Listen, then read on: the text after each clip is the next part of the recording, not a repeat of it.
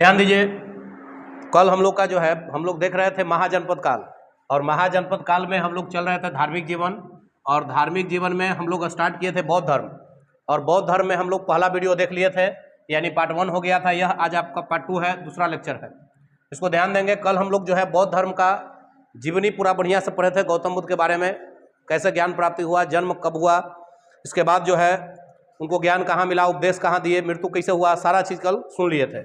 जो पहला वीडियो नहीं देखे हैं तो जाकर देख सकते हैं। अब इसके बाद हम लोग देख रहे हैं पार्ट 2 में बौद्ध दर्शन, बौद्ध फिलॉसफी। अब बौद्ध दर्शन में आपको ध्यान देना है कि बौद्ध दर्शन जो है यह सांख्य दर्शन के करीब है, यानी यह सांख्य दर्शन के करीब है। तो बौद्ध दर्शन आपको ध्यान देना है कि सांख्य दर्शन के नजदीक है, सांख्य दर्शन के क्या है, नजदीक है।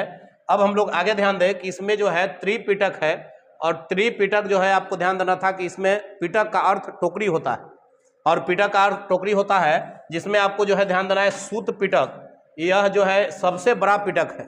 तो सूत पिटक आपका सबसे बड़ा पिटक है, ये बात ध्यान रखेंगे।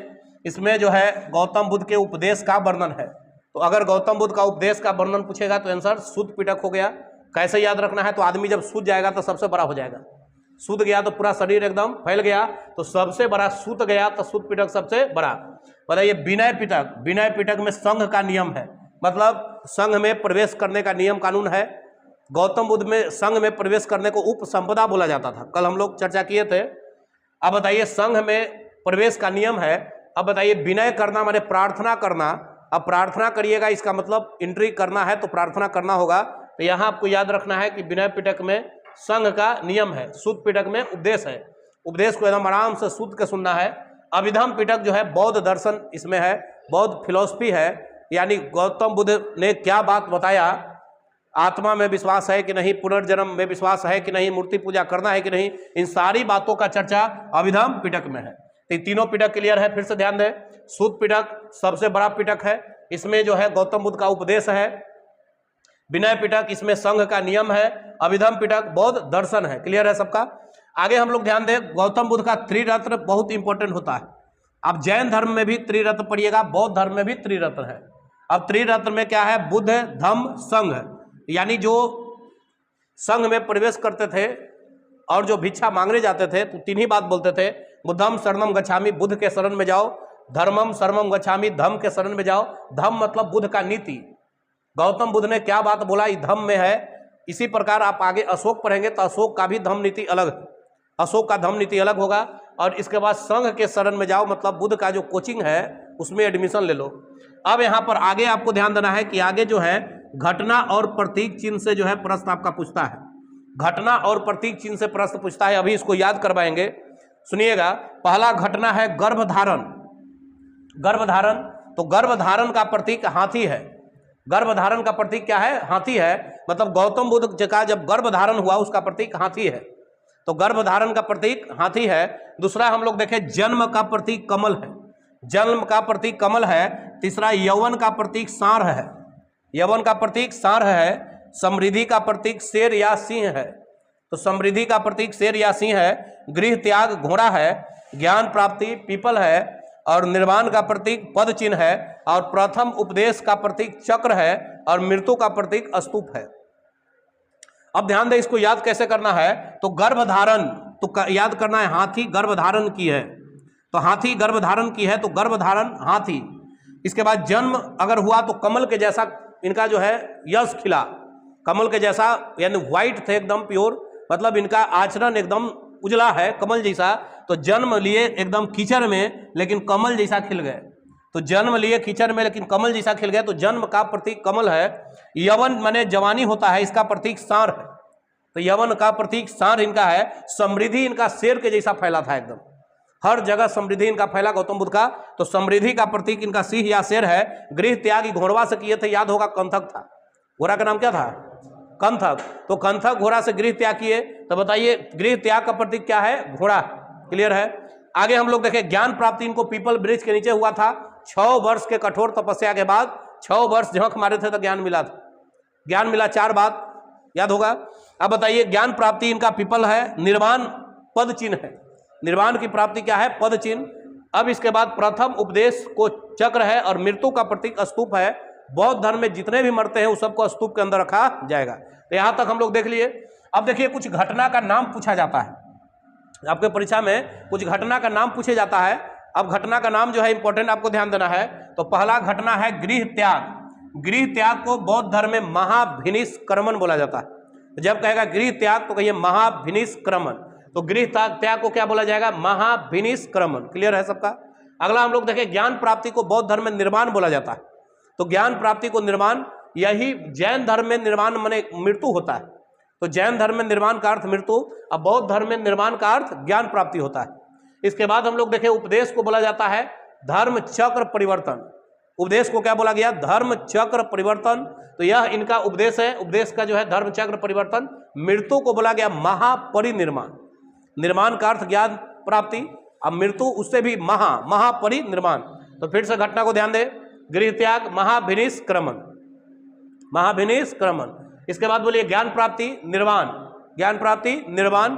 इसके बाद उपदेश धर्म चक्र परिवर्तन, धर्म चक्र परिवर्तन। और मृत्यु महापरिनिर्माण, तो मृत्यु को महापरिनिर्माण बोला गया।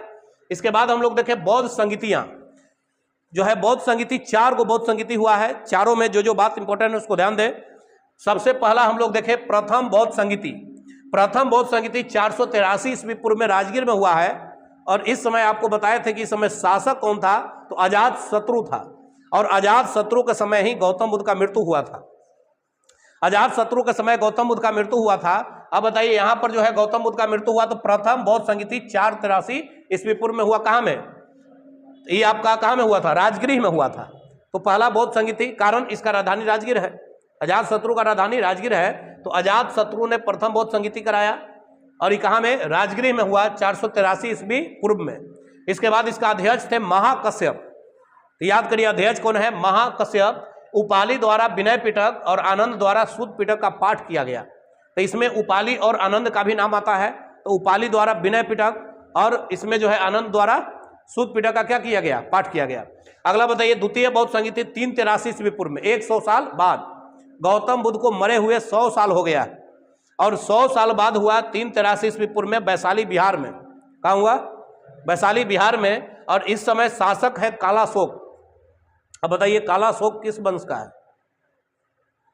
बताए थे? हाँ, शिशुनाग वंश। कालाशोक शिशुनाग वंश का है। यानी शिशुनाग वंश में पहला राजा है कि दूसरा?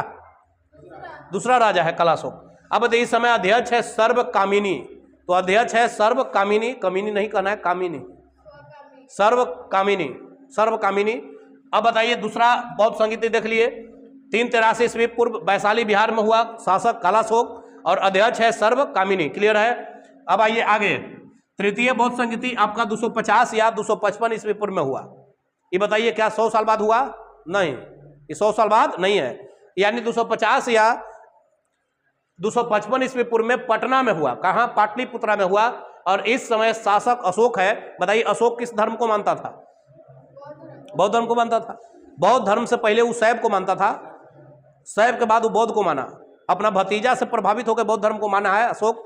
उसका भतीजा का नाम निगरोध था। वो दिन रात गौतम बुद्ध को जपता था, इसलिए बौद्ध धर्म को अशोक अपना लिया बाद में। अब बताइए यही शासक इस समय अशोक है। अध्यक्ष है मोखली पुत्र तीस। तो अध्यक्ष है मोखली पुत्र तीस है। और इस समय अभिधम पिटक का संकलन किया गया। तो अब यहाँ पर तीसरा बौद्ध संगीति याद हो गया। 250 ईस्वी पूर्व में पाटलिपुत्र में है। इस समय शासक अशोक है और इस समय बताइए अध्यक्ष है मोखली पुत्र तीस है। और इसका इंपॉर्टेंट फैक्ट है कि इस समय अभिधम पिटक का संकलन किया गया। ये भी बात क्लियर है? अब हम लोग देखें लास्ट चतुर्थ बौद्ध संगीति। चतुर्थ बौद्ध संगीति जो है इसमें हम लोग देखें कि ईसा के प्रथम शताब्दी में हुआ और इस समय राजा कनिष्क है। इस समय राजा कनिष्क है और ये जो है कनिष्क चौथा बौद्ध संगीति कराया कुंडलवन कश्मीर में। ये सबसे दूर है, कुंडलवन कश्मीर में हुआ। और इस समय आपका अध्यक्ष है वसुमित्र है। इसका अध्यक्ष और उपाध्यक्ष दोनों इंपॉर्टेंट है। अध्यक्ष वसुमित्र है, उपाध्यक्ष इसका अश्वघोष है। अश्वघोष एक पुस्तक लिखे थे जिसका नाम था बुद्ध चरित्रम। बुद्ध चरित्रम। अब बताइए बुद्ध चरित्रम के लेखक कौन है? अश्वघोष। तो ये पुस्तक भी दिमाग में सेट रखेंगे। अश्वघोष के द्वारा एक पुस्तक है लिखा गया। बताइए पुस्तक का लेखक अश्वघोष, नाम बुद्ध चरित्रम। बुद्ध चरित्रम, बुद्ध चरित्रम, बुद्ध चरित्रम। तो बुद्ध चरित्रम के लेखक या चरितम कहिए, उसका कौन है? अश्वघोष है। क्लियर है? अब बताइए, इस समय जो है आपको ध्यान देना है कि चौथी बौद्ध संगीति में इस समय आपका जो है बौद्ध धर्म दो भाग में बट गया। बौद्ध धर्म दो भाग में बट गया और एक को बोला गया महायान, एक को बोला गया हीनयान। यान माने सवारी होता है, यान माने गाड़ी होता है, सवारी होता है। दो तरह के गाड़ी खुल रहा है, एक महायान बड़का बस खुल रहा है, एक वो बेचारा का टेम्पू खुल रहा है। हीनयान माने टेम्पू। अब यहाँ दो तरह के यान है। अब बताइए ज्यादा पैसेंजर कहाँ होगा, बस में कि टेम्पू में? बस में ज्यादा पैसेंजर होगा, तो महायान को फॉलो करने वाला ज्यादा लोग हैं, हीनयान में कम है। कारण महायान का जो है इसमें कुछ नहीं है। कनिष्क राजा है। अब बौद्ध धर्म के बारे में राजा को कहा गया कि आपको गद्देदार बिस्तर पर नहीं सोना है, बढ़िया खाना नहीं खाना है। राजा बेचारा गद्दा पर सुतेगा, बढ़िया खाना खाएगा, एकदम जो है इसका ऐसो आराम का जिंदगी है। वो कहा कि गौतम बुद्ध भगवान थे, ये जो है इंसान नहीं थे। गौतम बुद्ध भगवान थे और इन्होंने बुद्ध को भगवान माना, और गौतम बुद्ध को भगवान माना तो कहा गया कि भाई जब भगवाने हैं तो आप दिन भर जितना गलती करिए, शाम में एक बार अगरबत्ती हुमा दिखाइए, बस सब पाप कैंसिल हो गया। यानी गौतम बुद्ध को भगवान मानिए, भगवान का पूजा किया जाता है, उनका कहा गया बात को मानना जरूरी नहीं है। जबकि हीनयान वाले जो लोग हैं बुद्ध का ओरिजिनल चेला है। ये सब बुद्ध को गुरु माना और गुरु वाले को हीनयान कहा गया, मतलब इसमें कम लोग जुड़े, कारण यहाँ इनके कहा गया बात को मानना इंपॉर्टेंट है। यानी जो लोग गौतम बुद्ध को गुरु मान रहे हैं वो सारा इनका बात को फॉलो करेंगे। यानी गौतम बुद्ध ने जिस बात को बताया उस सारे बात को फॉलो करेंगे गुरु वाले, हीनयान वाले लोग। इसलिए गौतम बुद्ध को गुरु माना किसने? हीनयान वाले ने। भगवान माना किसने? महायान वाले। इसमें कम लोग हैं, कारण कष्ट है, बढ़िया भोजन नहीं करना है, पैदल यात्रा करना है, इसमें आपको और भी कष्ट है। गद्देदार बिस्तर का प्रयोग न करे, सेंट क्रीम पाउडर का प्रयोग न करे। अब इसमें कोई महिला रहेगी तो उसको कभी भी पाउडर नहीं लगाना, बात समझ लीजिए। इधर है कुछो मारिए, गौतम बुद्ध को खाली पूजा करिए, हो गया। इधर में कष्ट नहीं है, इधर बहुत कष्ट है। अब राजा बताइए इधर कष्ट वाला में रहेगा? नहीं, राजा बिना कष्ट में रहेगा। इसलिए कनिष्क जो है गौतम बुद्ध को भगवान मान लिया। इसलिए आपको ध्यान देना है कि गौतम बुद्ध का भगवान महायान से जुड़ा है। आपको क्वेश्चन देगा कनिष्क बौद्ध धर्म के किस शाखा से जुड़ा हुआ था? महायान शाखा से था। कनिष्क किससे था? महायान से।